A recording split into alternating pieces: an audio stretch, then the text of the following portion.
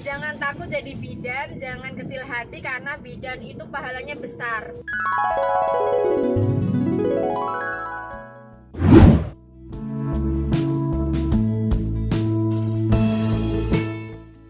Halo sahabat Hai. sehat, kembali lagi bersama kita di channel Perawatan Kesehatan. Kali ini kita akan membahas tentang seputar kebidanan. Ini kan bentar lagi kuliah kebidanan ya. Nah, Bentar lagi ini udah anak-anak SMA udah pada lulus. ya udah. Bentar lagi udah waktunya pendaftaran mahasiswa baru. Itu kan ada beberapa teman yang penasaran tuh kalau mau masuk kebidanan tuh seperti apa. Oh, maksudnya masuk ke bidanan gimana? Ya kan syarat-syaratnya, Bun. Syarat-syarat masuk jadi calon mahasiswa bidan. Iya. Oh, kalau syarat masuk untuk menjadi mahasiswa kebidanan sih kayaknya tiap universitas maupun tiap sekolah tinggi baik negeri maupun swasta tuh kayaknya punya kebijakan sendiri-sendiri, punya aturan sendiri-sendiri. Nah, tapi menurut pengalaman saya dulu waktu saya masuk ke kebidanan tahun 2010-an, Ya. itu syaratnya kan saya pernah daftar dan pernah diterima alhamdulillah ke negeri ya, ke kampus negeri lah, ke salah satu sekolah tinggi ilmu kebidanan tapi negeri. Nah, kalau di negeri itu syaratnya emang agak itu sih, agak lebih ketat. Calon mahasiswanya itu harus lulusan SMA jurusan IPA. Terus nilai rata-ratanya juga ada. Zaman dulu rata-rata minimal 7. Terus Berarti anak IPS nggak bisa masuk kebidanan? ya kalau di negeri dulu saya nggak bisa. Terus ujiannya itu juga tahapnya macem-macem, ya kan? Tinggi badan minimal 155 cm, berat badan minimal 45, pokoknya harus proporsional. Karena katanya kalau kita terlalu kurus nanti nggak kuat ngangkat pasiennya kalau pasiennya lagi butuh pertolongan, jadi harus proporsional. Ada cek torak atau cek foto ronsen, nah itu kita harus bersih dari penyakit ya. Terus cek mata, tapi dulu kalau cek mata itu buta warna sama minus. Kalau minus sih kayaknya masih bisa, tapi kalau buta warna no, jadi nggak boleh buta warna. Terus cek apa sih, tekanan darah, cek urin, bebas narkoba, cek urin, bebas kehamilan, karena jadi mahasiswa bidan tuh nggak boleh hamil. Nah itu katanya kalau mau masuk bidan harus perawan, Bun. Benar nggak itu? Kalau setahu saya sih enggak. Enggak. Mitos tuh berarti. Iya, kayaknya mitos karena kan saya dulu keterima di negeri, cuma saya milihnya kan di swasta karena kalau di negeri itu pasti asrama dan saya paling nggak bisa kalau disuruh tinggal di asrama. Berarti nggak harus perawan ya? Enggak. Tapi ada tes perawannya. Tesnya tes urin. Oh nggak ada, cuma tes urin untuk. Kalau tes keperawanan itu kayaknya kalau poluan, bukan bidan. Jadi dulu kan saya swasta ya, kalau swasta kan nggak asrama. Terus kalau di negeri itu dulu tuh apa sih, cuma satu gitu akademi kebidanan. Terus yang lain tuh misah kampusnya kan, kalau di negeri tuh kayak gitu. Nah kalau di swasta kan enggak, satu sekolah tinggi atau satu universitas itu kita temennya bermacam-macam, jadi lebih seneng. Ada anak teknik radiologi, teknik elektromedik, terus ada fisioterapi, macam-macam lah pokoknya, kesehatan, ada keperawatan juga ada.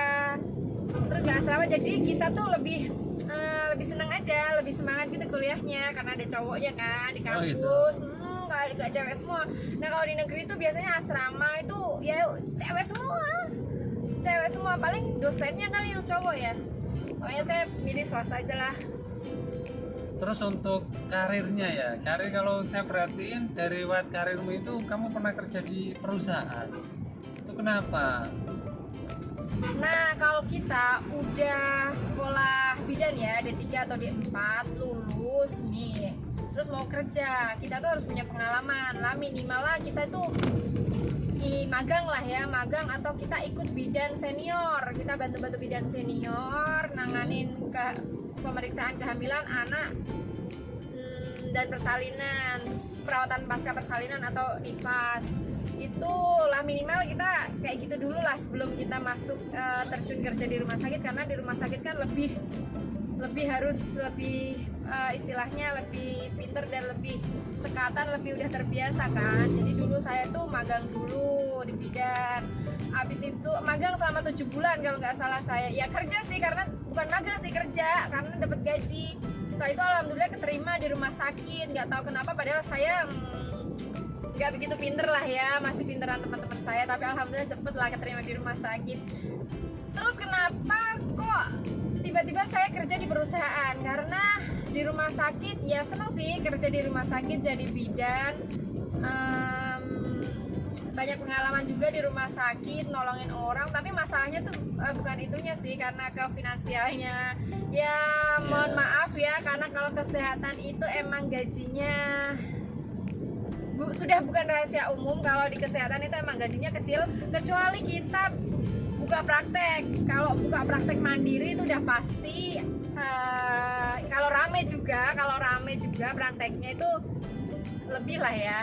Makanya dulu saya kerja di perusahaan karena gajinya itu 4 kali lipat daripada saya gaji di rumah sakit tempat saya kerja dulu. Nah alhamdulillah, tapi sekarang ya alhamdulillah lah. Tapi uniknya kalau bidan itu atau lulusan bidan, mau kita kerja di rumah sakit, klinik maupun di sekolahan ya, jadi bidan pendidik atau di perusahaan seperti yang saya dulu pernah di perusahaan, tapi saya perusahaan alat kesehatan sama aja. Itu kita tuh tetap jadi bu bidan. Ya tetap di perusahaan, di kantor pun ya dipanggilnya bu bidan. Itu tuh udah melekat di kita ya.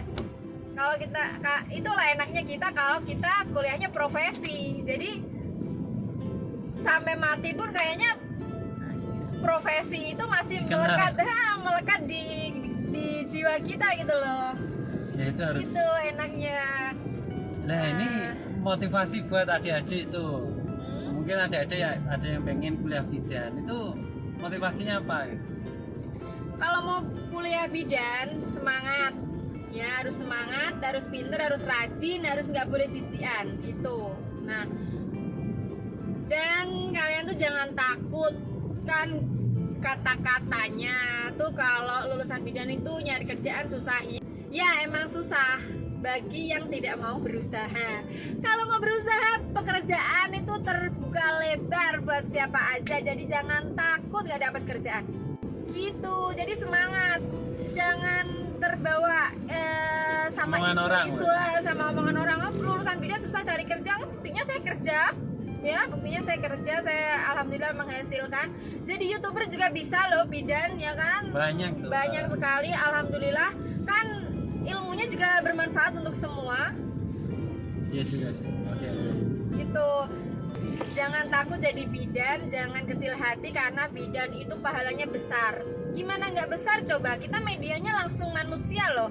Manusia menolong persalinan, kita menolong dua nyawa kan, ibu dan si bayi.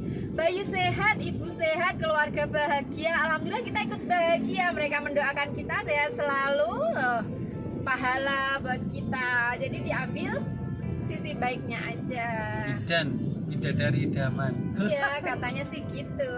Bidan itu bidadari idaman. Oke, cukup ya. Mungkin bincang-bincang kita.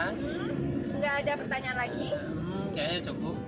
Oke, semoga video kita bermanfaat buat adik-adik atau calon mahasiswa yang masih penasaran syarat jadi bidan itu gimana, harus perawan enggak. Jadi kita udah nikah, kalau selama kita nggak hamil kita bisa daftar jadi mahasiswa bidan. Kalaupun hamil nanti kita pasti disarankan untuk cuti. Yang penting kalau hamil harus ada suaminya ya. Kalau hamil gak ada suaminya nanti kita di DO sama kampus. Oke, semoga video ini bermanfaat. Nah, bagi kalian yang belum subscribe channel kami, jangan lupa subscribe dan bunyikan loncengnya biar kalian mendapat notifikasi terbaru video kami. Wassalamualaikum warahmatullahi wabarakatuh. Salam sehat.